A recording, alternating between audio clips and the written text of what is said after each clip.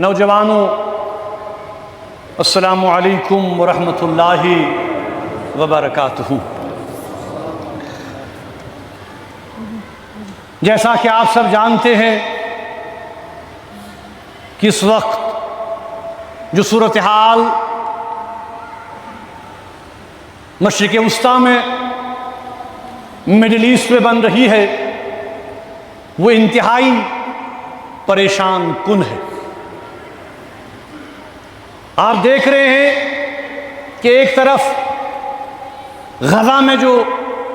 انسانی صورتحال بن رہی ہے وہ اب ناقابل بیان ہو چکی ہے۔ گزشتہ روز ہم نے دیکھا کہ اسرائیلی جارحیت میں، اسرائیلی دہشت گردی میں غزہ پٹی کے مختلف علاقوں پر بمباری کر دی گئی، جس کے نتیجے میں 92 افراد جو ہیں وہ کل شہید ہو گئے۔ ان 92 افراد میں معصوم بچے، عورتیں، بیمار اور وہ لوگ جو خوراک کی، جو کھانے کی، جو فوڈ آئٹمز کی شدید قلت کی وجہ سے آج صورتحال یہ ہو گئی ہے کہ وہ زندگی کی بھیک مانگ رہے ہیں۔ بزرگوں، دوستو، ہر دن فاقہ کشی اور ہنگر کے جو شکار فلسطینی امداد حاصل کرنے کے حصول کے لیے جب امدادی مرکزوں پر جاتے ہیں، ریلیف کیمپوں پر جاتے ہیں، تو ان پر وہاں اسرائیل بمباری کر دیتا ہے۔ یہ کتنے افسوس کی بات ہے کہ اس سے زیادہ ہولناک، دردناک اور کربناک صورتحال کیا ہو سکتی ہے کہ ننھے بچوں کو جو کہ کھانے کی تلاش میں، بھوک سے مرے ہوئے، پیاس سے مرے ہوئے، پانی اور خوراک کی تلاش میں جاتے ہیں اور ان پر بم گر جاتے ہیں۔ افسوس، صد افسوس، اس ظلم اور بربریت جو اسرائیل اب کر رہا ہے، اب اس میں اضافہ ہوتا جا رہا ہے۔ اب فلسطین سے نکل کر یہ ظلم اور جارحیت ایران کی طرف پھیلائی جا رہی ہے، اور ہم نے دیکھا کہ سینکڑوں ایرانی باشندے، جن میں بے گناہ افراد، بچے، عورتیں ہیں، ان کو بھی اسرائیل کی بربریت اور جارحیت کا نشانہ بنایا جا رہا ہے۔ اور مزید افسوسناک خبر اب یہ بھی ہے کہ میڈیا اور ذرائع یہ کہہ رہے ہیں کہ امریکہ بھی اب ایران پر حملہ کرنے کا سوچ رہا ہے۔ بزرگوں، دوستو، اس سے زیادہ اور خطرناک صورتحال کیا بن سکتی ہے؟ یہ سب کچھ اہل کشمیر کے لیے، یہاں کے لوگوں کے لیے، یہاں کے عوام کے لیے تکلیف دہ ہے، کیونکہ مشرق وسطیٰ سے جو ہمارا تعلق صرف دینی تعلق نہیں ہے، ایران سے ہمارا رشتہ صرف دینی رشتہ نہیں ہے، ہمارا ثقافتی، ہمارا کلچرل ایک رشتہ بھی اس پورے خطے کے ساتھ ہے۔ ایسے حالات میں جموں کشمیر کے مسلمان کیا کر سکتے ہیں؟ ہم صرف دعا کر سکتے ہیں، اللہ تبارک و تعالیٰ کے حضور گڑ گڑا سکتے ہیں، اور عالمی طاقتوں سے اپیل کر سکتے ہیں۔ خاص کر آج کے دن کے موقع پر ہم امریکہ کے صدر ڈونلڈ ٹرمپ سے یہ اپیل کرتے ہیں کہ ایسے حالات میں وہ پر حملہ نہ کریں جس سے کہ مزید پورا خطہ جو ہے وہ موت اور تباہی اور بربادی کا جو ہے ایک ایسی شکل اختیار کرے گا جس کا حاصل افسوس کے علاوہ اور کچھ بھی نہیں ہو سکتا۔ بزرگوں، دوستو، ہم یہ اپیل کرتے ہیں کہ جنگ نہ کی جائے، تمام فریقین جو ہیں، تمام پارٹیز جو ہیں، جو بھی ان کے کنسرنز ہیں،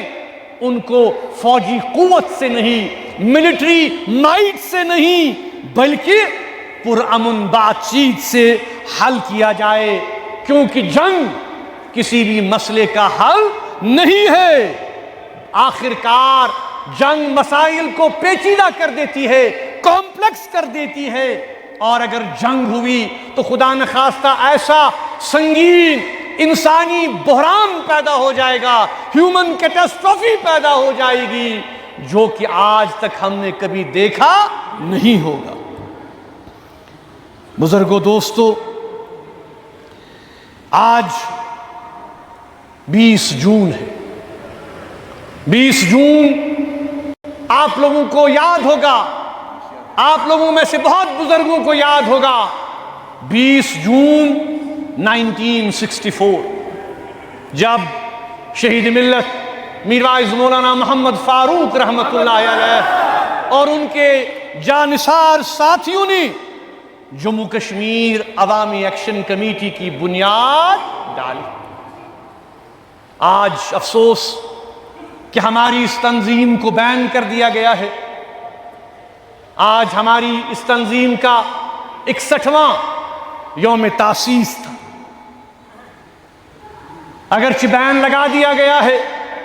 لیکن ہم پھر یہ بات کہنا چاہتے ہیں کہ جموں کشمیر عوامی ایکشن کمیٹی کے بنانے کا جو مقصد تھا شہید ملت کا، وہ اقتدار نہیں تھا، وہ کرسی نہیں تھی، وہ مراعات نہیں تھے، بلکہ وہ صرف اور صرف یہ چاہتے تھے کہ تنازعات کا، پرابلمز کا، ایشوز کا، ڈسپیوٹس کا اگر حل تلاش کرنا ہے، وہ صرف اور صرف بات چیت سے ہو سکتا ہے، وہ صرف اور صرف ڈائیلاگ سے ہو سکتا ہے۔ اور گول باغ میں 1975 میں جو ان کی تقریر تھی، جس میں انہوں نے یہ کہا کہ اس پورے خطے میں اگر امن قائم کرنا ہے تو پھر کیا کرنا ہے؟ تو پھر تمام پارٹیز کو مل بیٹھ کے بات چیت کا دروازہ کھولنا ہے۔ یہی امن اور سلامتی کا راستہ ہو سکتا ہے۔ اگرچہ ہماری تنظیم پر پابندی عائد کر دی گئی ہے، لیکن انشاءاللہ آج بھی ہم اپنے تنظیم کے بنیادی اصولوں پر قائم ہیں انشاءاللہ۔ آج جبکہ دنیا ایک ایسی ممکنی عالمی جنگ،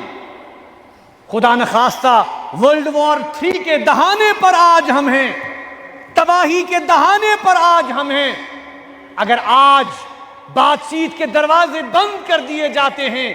اگر آج کنفرنٹیشن کے دروازے کھول دیے جاتے ہیں، تو میں سمجھتا ہوں کہ اس سے زیادہ نہ صرف بدقسمتی مشرق وسطیٰ کے لیے کیا ہوگی اور بر صغیر کے لیے کیا ہوگی، کیونکہ آج بھی ہم ایک تنازع میں جی رہے ہیں، ایک مسئلے میں جی رہے ہیں جس کا صرف اور صرف ایک ہی حل ہے، وہ یہ ہے کہ تمام فریقین کو بیٹھنا ہے اور اس مسئلے کا حل پرامن طریقے سے نکالنا ہے۔ آج بھی جموں کشمیر عوامی مجلس عمل جیسی تنظیموں کا جو وجود ہے، اس کی اہمیت، اس کی افادیت آج زیادہ بڑھ گئی ہے، کیونکہ ان تنظیموں کا ذاتی غرض نہیں ہے، ان کا مقصد اقتدار اور مراعات نہیں ہے، ان کا مقصد یہ ہے کہ ہم جنوبی ایشیا کو جنگ اور کنفرنٹیشن اور انہائلیشن، جو پچھلے دنوں ہم نے دیکھا جب دونوں طرف نیوکلیئر طاقتیں ہندوستان اور پاکستان ایک دوسرے کے نبرد آزما ہو گئی۔ نہ ہم جنگ چاہتے ہیں، نہ ہم مشرق وسطیٰ میں، نہ بر صغیر میں، ہم امن چاہتے ہیں۔ جموں کشمیر کے لوگ امن چاہتے ہیں، لیکن امن تب تک قائم نہیں ہوگا جب تک عدل اور انصاف کے تقاضوں کو پورا نہیں کیا جائے۔ اس لیے ہم یہ توقع رکھتے ہیں۔ بزرگوں، ہمارے مسئلے سے ایک اور سنگین مسئلہ جڑا ہوا ہے، وہ کیا ہے؟ وہ ہمارے کشمیری سیاسی قیدی۔ اگرچہ عید پر میں نے بات کی، اپیل بھی ہم نے کی حکومت سے کہ جو ہمارے پولیٹیکل پرزنرز ہیں، جو ہمارے سیاسی قیدی ہیں، جو سالوں سے جیلوں میں بند ہیں، ان کی رہائی عمل میں لائی جائے، ان کو چھوڑا جائے، لیکن کم سے کم جب تک ان کو چھوڑا جائے گا تب تک ان کے جو بیسک ہیومن رائٹس ہیں کم سے کم ان کو تو بحال کیا جائے۔ یہ کتنے افسوس کی بات ہے کہ کل ہی ہمیں یہ اطلاع ملی شبیر احمد شاہ صاحب بہت بیمار ہیں، بہت زیادہ علیل ہیں۔ ان کی اہلیہ سے میری بات ہوئی، انہوں نے ایک خط بھی تمام جو لیڈرشپ ہے ان کو بھیجا ہے، اور اس میں انہوں نے یہ بیان کیا ہے کہ تہاڑ جیل میں ان کی صحت بہت زیادہ خراب ہو چکی ہے، اور کتنے افسوس کی بات ہے وہ کہہ رہی ہیں کہ پچھلے 2 سال سے جو ان کو عدالت نے ایک حق دیا تھا جیل مینولز کے حساب سے کہ ہفتے میں ایک بار وہ اپنی فیملی سے 5 منٹ کے لیے فون پر بات کر سکتے ہیں، پچھلے 2 سال سے انہیں اس حق سے بھی محروم کر دیا گیا ہے۔ وہ کورٹ میں گئے، لوور کورٹ سے ہائی کورٹ میں گئے، ہائی کورٹ نے بھی فیصلہ دیا، لیکن ابھی تک ان کو یہ حق نہیں دیا جا رہا ہے کہ وہ 5 منٹ کی فون کال کم سے کم اپنی فیملی کے ساتھ کر سکے۔ یہ کیا ظلم ہے، یہ کیا ہے ناانصافی۔ یہ حال شاہ صاحب کے ساتھ ساتھ اور بھی بہت سارے جو ہمارے سیاسی قیدی ہیں جو جیلوں میں ہیں،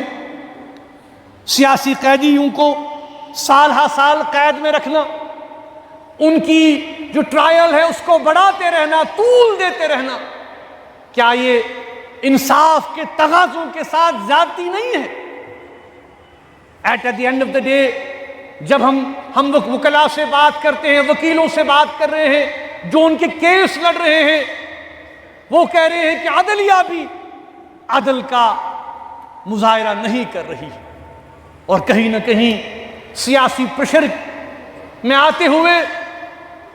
ان کو وہ راحتیں نہیں دی جا رہی ہیں جن کا انہیں حق بنتا ہے۔ میڈیکل گراؤنڈز پر شاہ صاحب نے بیل کے لیے اپلائی کیا تھا، ان کو شدید تکلیف ہے، ان کو فوری طور پہ ایمرجنسی آپریشن ہے، ان کی فیملی کہہ رہی ہے کہ خدا نخواستہ ہمیں یہ ڈر ہے کہ انہیں کوئی خطرناک بیماری نہ لاحق ہو گئی ہو جس کا انہیں امیڈیٹ سرجری کرنے کی ضرورت ہے۔ تو ہم اپیل کرتے ہیں جیل انتظامیہ سے، حکومت سے، گورنمنٹ آف انڈیا سے کہ خدا را کم سے کم جو جیل میں باقی جیل قیدیوں کے حقوق ہیں ان حقوق کا احترام کیا جائے اور انہیں بیسک میڈیکل فیسلٹیز دی جائیں، اور اگر ان کا کیس بنتا ہے بیل کا جو کہ بنتا ہے، اتنے علیل ہیں بڑے بڑے سیاستدان جو کرپشن میں جو باقی چیزوں میں انوالو ہیں، ان کو فوراً بیل ملتی ہے، لیکن جب بھی کشمیر کا کوئی مسئلہ آتا ہے اس کو سیاسی بنیادوں پر پیچھے ہٹا دیا جاتا ہے۔ اس لیے ہم توقع رکھتے ہیں کہ تمام جو سیاسی قیدی ہیں ان کے ساتھ انصاف کیا جائے اور ان کی فیملی کو ان سے بات کرنے کی اجازت دی جائے۔ اس کے ساتھ ساتھ ہم جموں کشمیر کی حکومت سے بھی اپیل کرتے ہیں کہ جتنا ہو سکے وہ بھی کم سے کم کشمیری پولیٹیکل پرزنرز کے حوالے سے بات کریں، کوئی ریزولوشن پاس کریں، کوئی متفقہ قرارداد پاس کریں، کم سے کم کوئی قدم تو وہ اٹھائیں جس سے یہ لگے کہ کشمیریوں کے لیے وہ کچھ کر رہے ہیں جو کہ مصیبت میں ہیں، جو کہ تکلیف میں ہیں۔ افسوس کی ہمیں بات یہ ہے کہ ہم یہاں بات کرتے ہیں، لیکن افسوس کا مقام یہ ہے کہ ہماری بات میڈیا، خاص کر جموں کشمیر کا میڈیا، پرنٹ میڈیا، وہ بھی چھپانے سے ڈر رہا۔ ان حالات میں ہم کیا کر سکتے ہیں؟ ان حالات میں ہم خالی جو کم سے کم جو ہندوستان کا جو باضمیر میڈیا ہے، ہم ان سے اپیل کرتے ہیں کہ خدا کے لیے کشمیر کی آواز سنیے، کشمیریوں کی آہ و پکار سنیے۔ جو ظلم یہاں ہو رہا ہے، جو ناانصافی یہاں ہو رہی ہے، اس کو روکنے کے لیے آپ بھی اپنی بات کیجئے، کم سے کم یہاں کے حالات کو اجاگر کرنے میں مدد کیجئے، اور یہ جو انسانی اور جو ہیومن ٹریجڈیز ہو رہی ہیں، جو جیلوں میں ہیں، جو بیمار ہیں، جو نوجوان ہیں، سال ہا سال سے جو کہ طول دیا جا رہا ہے ان کی ٹرائلز کو، یہ کم سے کم انصاف کے تقاضوں کو پورا کیجئے۔ اگر ان کو سزا دی گئی ہے، انہوں نے وقت مقرر بھی کیا ہے، اپنے کیس سے زیادہ انہوں نے وہ جیلوں میں رہ چکے ہیں، اب ان کو رہا کرنے کی ضرورت ہے۔ ہم توقع رکھتے ہیں کہ حکومت جو ہے اس حوالے سے اپنی ذمہ داریوں کا احساس کرے گی۔